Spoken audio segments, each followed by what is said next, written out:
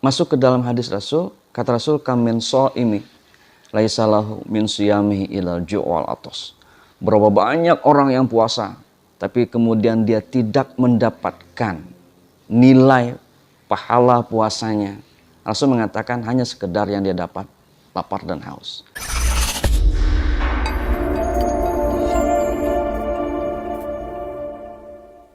Assalamualaikum warahmatullahi ta'ala wabarakatuh.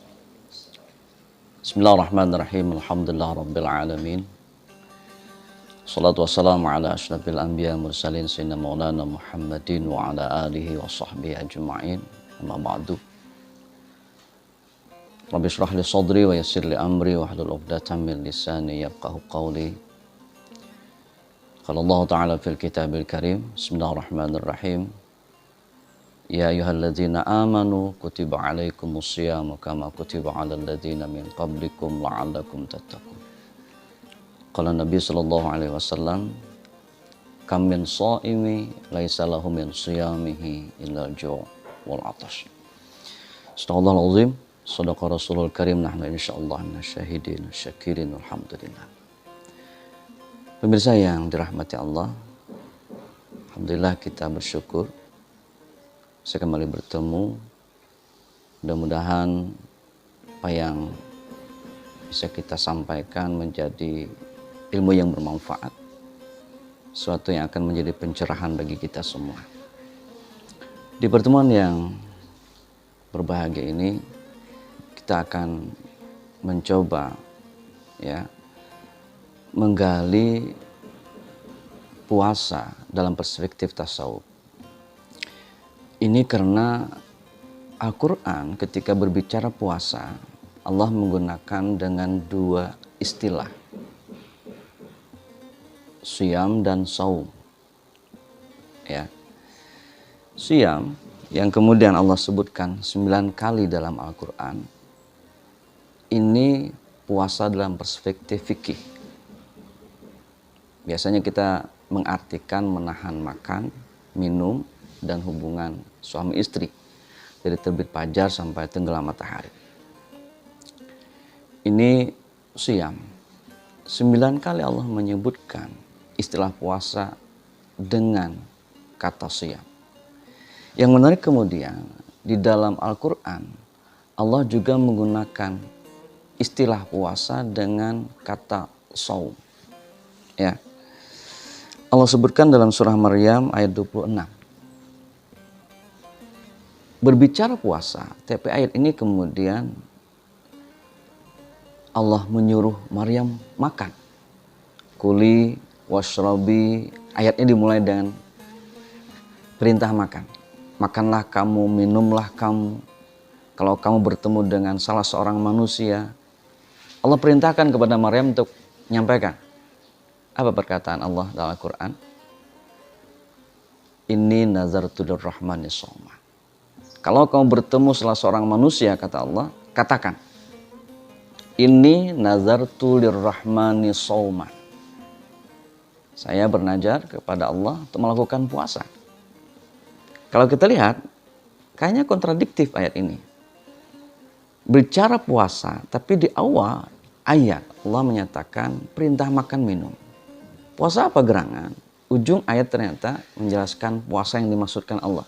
Falan ukallima yauma insiya. Bahwa saya hari ini tidak akan berbicara kepada manusia. Puasa bicara. Puasa ini kemudian yang menjadi rujukan puasa dalam perspektif tasawuf. Ini akan kita coba gali. Kenapa? Sebab ketika Allah menyampaikan dua bentuk puasa dalam Al-Quran, ada siyam, ada saum, maka Allah sebenarnya ingin menyuruh kita untuk mensinergikan dua puasa ini. Mengerjakan siyam itu pasti. Kenapa pasti? Karena perintah wajibnya Allah menggunakan kata siyam. Kutiba alaikumus siyam. Bahwa kita puasa, kita pasti siyam. Tapi apakah kemudian ketika kita puasa, kita siyam itu, kita juga saum? Ini pertanyaan mendasar. Kenapa? Ketika kita tidak mensinergikan, menyeimbangkan dua puasa ini, kita khawatir Masuk ke dalam hadis Rasul, kata Rasul, kam min shaimi laisa lahu min siyamihi ilal ju'wal atos. Berapa banyak orang yang puasa, tapi kemudian dia tidak mendapatkan nilai pahala puasanya. Rasul mengatakan hanya sekedar yang dia dapat, lapar dan haus. Rasul menggunakan kata siyam. Laisa lahu min siyamihi. Dia siyam, tapi kemudian tidak ada nilai pahala dari siyamnya. Kenapa? Hanya siyam. Sekali lagi, dua ini harus sinergi. Karena dua ini oleh Allah dinyatakan dalam Al-Quran. Maka shaum itu lebih besar daripada siyam. Dan ternyata ya, tuntutan puasa yang kita kerjakan setiap hari sebenarnya tanpa kita sadari tuntutannya itu shaum, bukan siyam. Mana buktinya? Tiap malam kita berniat melakukan puasa. Dalam niat itu apa yang kita gunakan? Shaum. Nawaitu shauma. Ingat, kalimat ini penting. Nawaitu shauma. Bahwa niat kita puasa hari ini, tadi malam kita niat, adalah shaum, bukan siyam. Tekanan puasa yang kita kerjakan, tuntutannya adalah shaum. Maka puasa dalam perspektif tasawuf ini menjadi puasa yang sangat penting. Pertama, dia akan mendapat pahala dari puasa itu. Ya. Yang kedua, shaum ini akan menjadi madrasah rohaniyah. Ini menjadi kajian sentra kita, madrasah rohaniyah. Ulama tersebut menyebut shaum madrasatul rohaniyah, sekolahan rohani. Orang yang sekolah adalah orang yang cerdas. Karena proses pembelajaran adalah proses mencerdaskan. Namun kemudian puasa itu apa yang mencerdaskan? Yang dicerdaskannya adalah hati kita. Yang dicerdaskannya adalah rohani kita. Kenapa? Quran menyatakan ada orang-orang yang kemudian mengisi neraka itu kebanyakan karena hatinya tidak cerdas. Lahum qulubun la yafqahuna biha. Mereka memiliki hati, kata Allah, tapi hatinya tidak mampu memahami tanda-tanda kekuasaan Allah. Punya hati, tapi hatinya tidak cerdas. Ayat ini kemudian Allah tekankan dengan kal an'am. Mereka itu, kata Allah, seperti binatang. Bahkan kemudian bal adha, lebih tersesat daripada binatang. Ya. Hati ini menjadi sentral nilai. Sekali lagi, hati adalah sentral nilai Allah untuk manusia. Ada hadis populer yang biasa kita dengar. Innallaha la yanzuru ila suwarikum wa la yanzuru ila ajsamikum walakin yanzuru ila qulubikum.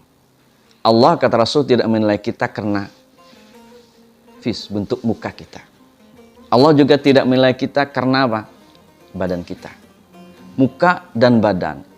Ini saya sering menyebut standar nilai manusia. Allah tidak gunakan standar nilai itu.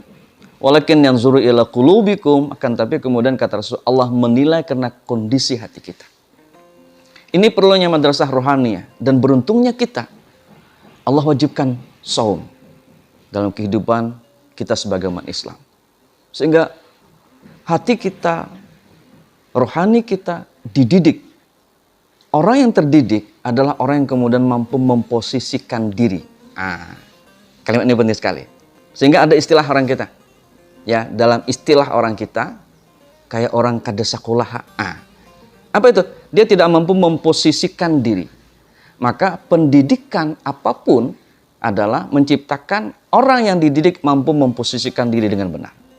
Madrasah rohaniyah ini akan mampu memposisikan orang tersebut. Paling tidak kita akan kaji melalui ucapan Zunnun al-Masri, paling tidak ya dalam 4 posisi. Pertama, kata beliau, la tusahiballah illa bil muwafaqati. Jangan Anda bergaul dengan Allah kecuali dengan cara muwafaqah. Apa itu muwafaqah? Muwafaqah adalah persesuaian sikap kita dengan hukum-hukum Allah. Muwafiq itu sesuai. Ketika kita bersikap dengan Allah, maka sikap kita, tindakan kita sesuaikan dengan aturan-aturan Allah. Cerdas dia. Kenapa dia cerdas?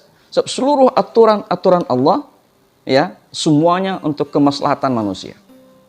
Sehingga ketika dia lakukan, dia cerdas. Tapi ketika dia tidak sesuai dengan hukum Allah, dia nggak cerdas. Tidak cerdas. Allah perintahkan sesuatu untuk dikerjakan, itu karena bermanfaat. Allah larang sesuatu untuk kita tinggalkan karena itu mudarat. Maka menyesuaikan sikap kita dengan hukum Allah, ini namanya muwafaqah, ini kecerdasan hati yang luar biasa. Cerdasnya bukan hanya otak. Sebab kalau cerdas otak, hatinya tidak cerdas, maka akan lahir penipu-penipu kelas ulung. Akan lahir pencuri-pencuri kelas kakap. Cerdas akalnya, tapi hatinya tidak cerdas. Dalam Islam kita mempunyai pemahaman Allah itu tahu dimanapun kita berada. Cerdas hatinya. Sehingga nggak berani dia melakukan kemaksiatan. Sekecil apapun. Kenapa? Allah tahu kok. Kecerdasan hati ini yang penting. Ya.